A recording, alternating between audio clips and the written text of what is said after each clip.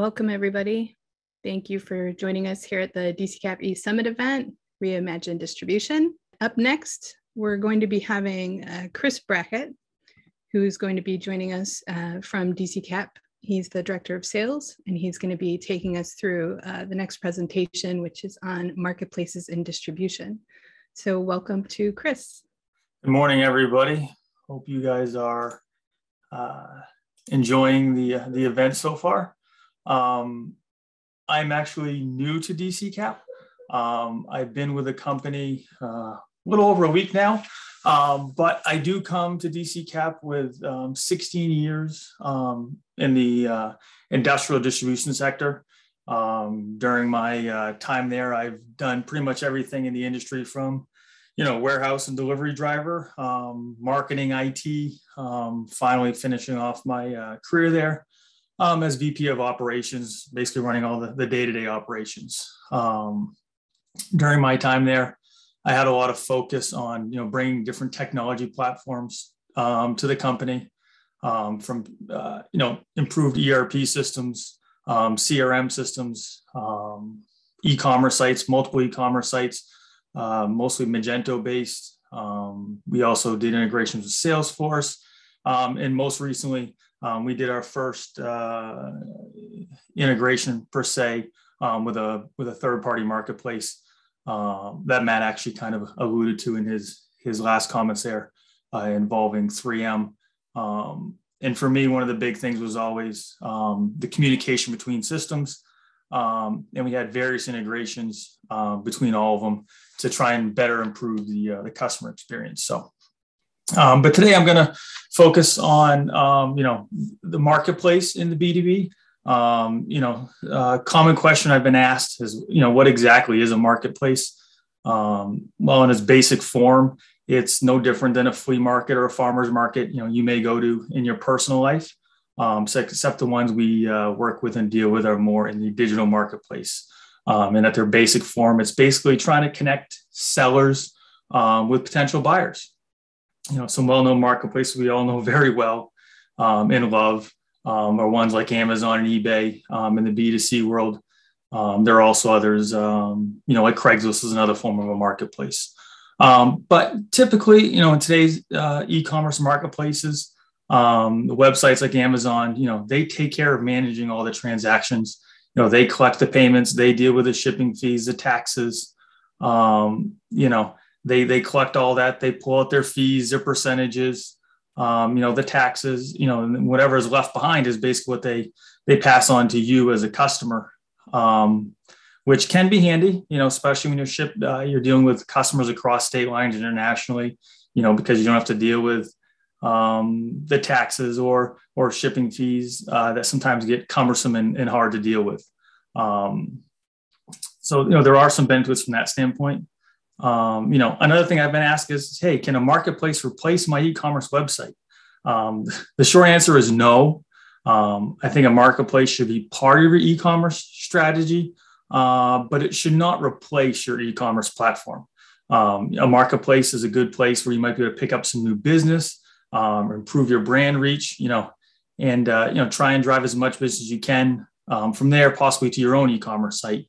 When you drive them to your site, you have a better chance of locking down the business long term. Where every time a customer goes to a marketplace, they'll see you as an option, but they'll also see several our competitors as well, who they may choose, over you from time to time.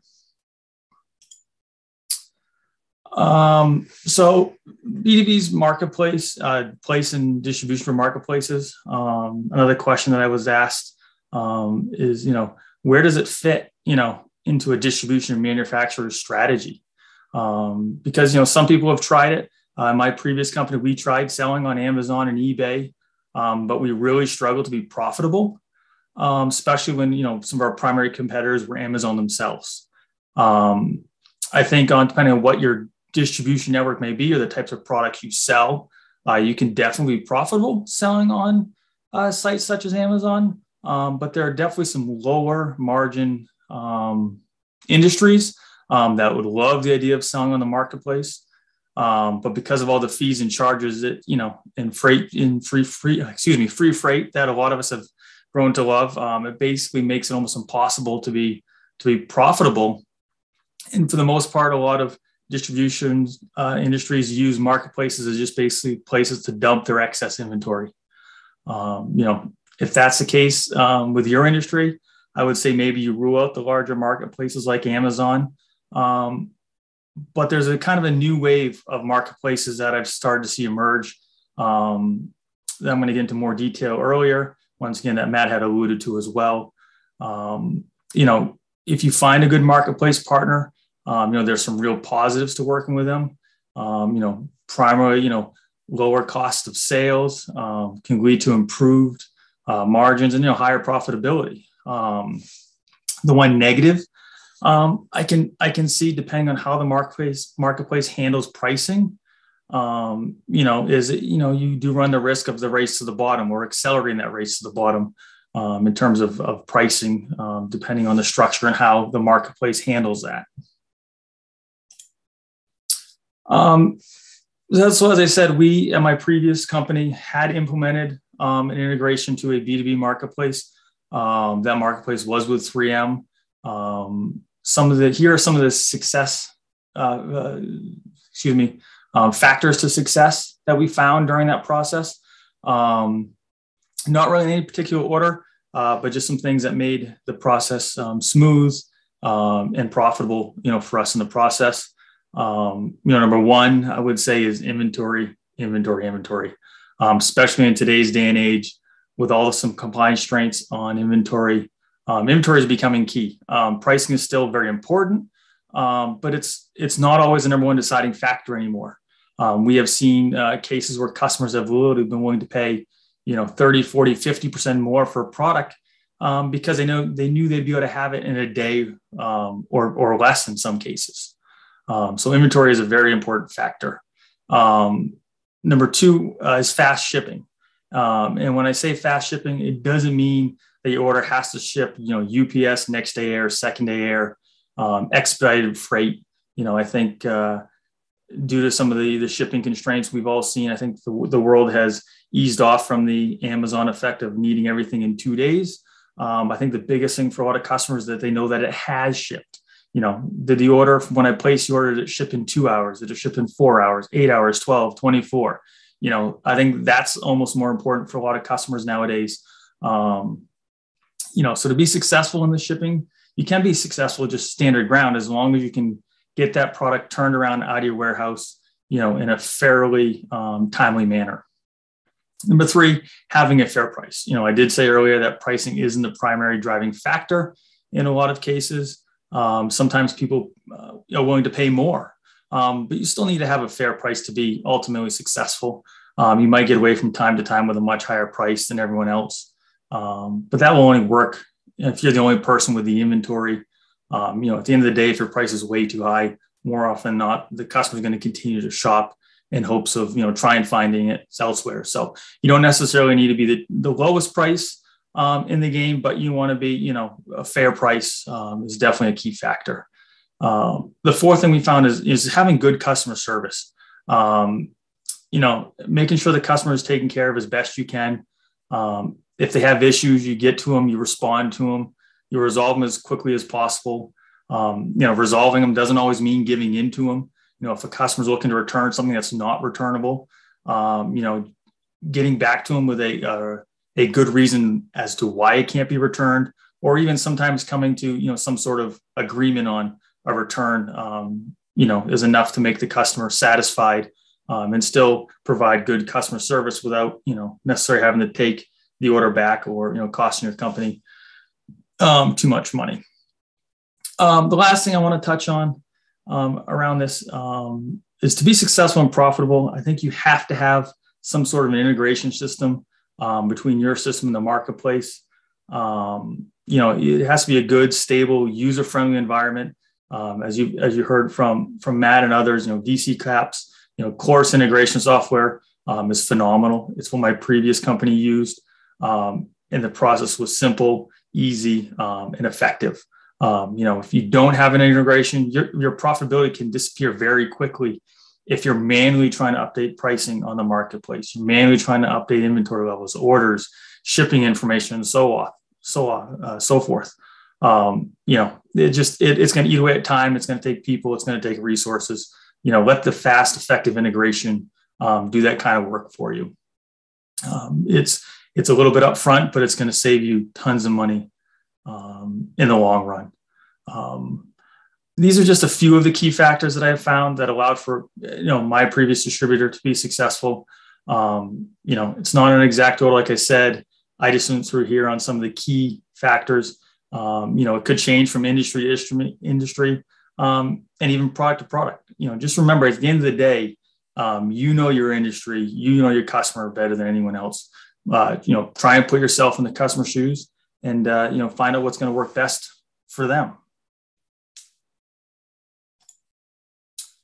The next section is why would a manufacturer, or even in some cases, a wholesaler, want to build a B2B, marketplace for their distribution partners? Why would they want to invest their money in their own marketplace instead of trying to have them go to a well-known one like Amazon or eBay? How does improved sales, better ROI, and the trackability on that ROI and branding and marketing? And at the end of the day, a better overall customer experience. Matt alluded to it earlier. A great example of this that I've seen early on here is 3M. They're currently in the early stages of taking their website, 3m.com, and turning it into a marketplace. 3M spends a lot of time, energy, money to drive traffic to 3m.com. So at the end of the day, they want to make sure that customers find the right product. They want to make sure they learn about the latest products that 3M is coming out with. But once they've got that information, once they've learned about that latest product, the biggest thing for 3M is now how do they effectively get them to now buy that product, right then and there, possibly. In prior years, 3M had multiple attempts. They tried to actually sell products themselves. They listed the pricing at list price or higher, in order to make sure they didn't alienate their distribution base. But 3M found that it was hard to get the sales, at those types of prices. And also 3M wasn't designed to actually ship to end users. They're built for manufacturing and distribution to manufacturing. They weren't built for, shipping to small mom and pop stores. They also tried various where to buys over the years that attempted to give end users options of where to go. But, most of those attempts were flawed in various ways, and customers got frustrated and just, ignored them. Right now, I'd say they're starting small, only offering some safety products. Recently, they've added a few abrasive products that you can purchase through their marketplace, but they're continuing to expand the product offering, as well as looking to expand it globally. Right now, they only have offerings to a select number of distributors, but the results from talking with 3M, as well as the results from my previous distribution that I used to work for, the results have been really, really well, really positive so far. Where do things differ with the 3M marketplace compared to an Amazon is a common question. 3M only charges one very small transactional fee to the distributor. It's a fraction of what you might pay through some of the other marketplaces. They've done some stuff to try and keep the playing field level, per se. They require everyone who participates in the marketplace from a distribution standpoint to keep a certain number of products in stock at all times. This is in an effort to make sure their distribution partners that are involved are committed to the marketplace. They're not looking to just, pick and choose a couple items that they've got special pricing on or have heavy inventory on and just sell those. They want committed distribution to be part of their marketplace. In order for them to try and avoid the race to the bottom, like they talked about when it comes to pricing, some of the things they put in place is they're not allowing their distributors to sell products for any lower price than they currently sell on their own e-commerce site. So if you're selling a product for $2 on your website, you can't go on the marketplace and sell that same product for $1.50. They're using various bots and other methods to do their best to track that and to police it. 3M has also coming up with a very interesting rating system to try and determine how distributors rank. Some of these factors include your inventory level, your price point, time to shipping, and customer satisfaction. They're trying to make sure that just because you have the most inventory or just because you have the lowest pricing, that does not mean that you show up number one every single time. They're taking multiple factors into it to try and make sure the customer is getting the right distributor for their needs. It does not also factor in size or company stature with 3M. That was one question that's been asked me also. It's basically ranked on solely their commitment to the distribution marketplace. And lastly, the other thing they're requiring is that every distributor has an integration between the distributor's ERP system and 3M's marketplace. This is primarily for end user experience. 3M wants to make sure the pricing, inventory levels, shipping details are as accurate as possible. As the orders information flows back and forth, shipping information flows back and forth. They feel that relying on people to manually update these items, will lead to increased mistakes or even delays in information to the customer, like on shipping information tracking numbers, which will, at the end of the day, will result in poor customer experience. These are just a few of the things that 3M's doing. I think you're going to find that a lot of manufacturers and other companies are going to watch this closely. And I think over time, you will start to see more companies attempt to do this same thing. To me, this is kind of a new wave of marketplaces. Same principle, a little bit of different execution on it. 3M is basically driving people to 3M.com and then, trying to make sure they get the sale as opposed to, them going to another website marketplace where they may be like, hey, I needed that respirator. Oh, look, hey, here's a cheaper one from another competitor. It also allows them to try and control some of that. But, at the end of the day, I think it's a good match for both distributors and manufacturers, as I think it'll be more profitable for both in the long run. But it's definitely still in its infancy and evolving as time goes on. Is it worth investing in a B2B marketplace? The question is, do you like improved sales, better ROI, and new customers? If your answer to those is yes, then absolutely. They're worth investing time and resources in. It should absolutely become part of your e-commerce strategy moving forward. However, I will say you want to proceed with caution when deciding which marketplaces you may want to partner with. You want to make sure that your B2B partner is a good fit for you, your business philosophies, because if it's not done right, it could very quickly erode your profitability. It can become too time consuming to manage. Or depending on what their fee structure is associated with it might just be simply too high and it'll erode away at all your profitability that you may have had left in the process. So it's one of those things I think you need to do, but you definitely want to just proceed with caution would be my best advice. 3M is definitely taking baby steps. They're putting the customer first, making sure the customer experience and the experience from the distributor match. So it'll be very interesting to see how they evolve, as well as other similar B2B style marketplaces. That's kind of high level. What we're seeing from marketplaces, where we think they're going, and where the fit is in B2B. Amazon has been for years threatening to jump in to the B2B sector. They have in some places. But they haven't really been able to really dive in, and I think it's because of distributors and their relationships with customers. But this is a way where I think that relationship between distributor and customers can still kind of be affected by marketplaces. If you have any questions going forward, I will be available after all this is done. I'll also make sure my email address gets passed off. So if you have any questions about marketplaces in general, or specifically the 3M marketplace or integrations between them, I will be available to answer any and all questions. I want to thank you very much for your time today. Hope you've enjoyed the eSummit so far and enjoy the rest of it going forward. Thank you very much. Thank you, Chris. It's great information to have and really relevant topic for the times. So thank you so much.